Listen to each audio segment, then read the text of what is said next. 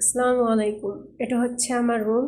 So আমার রুমে আমি কবুতর রাখি এবং কি আমরাও থাকি।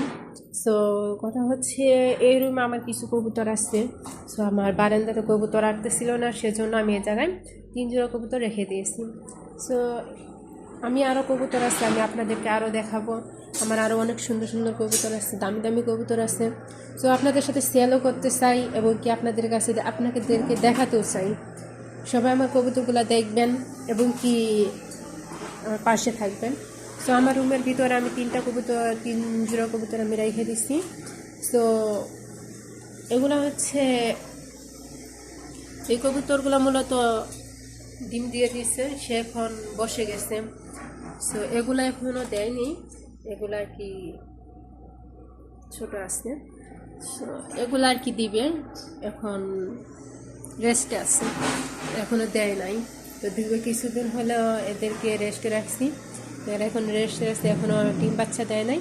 তো মাঝখানেগুলো ডিম দিচ্ছে, এখন ডিমে বসে গেছে আল্লাহ রহমতে। সো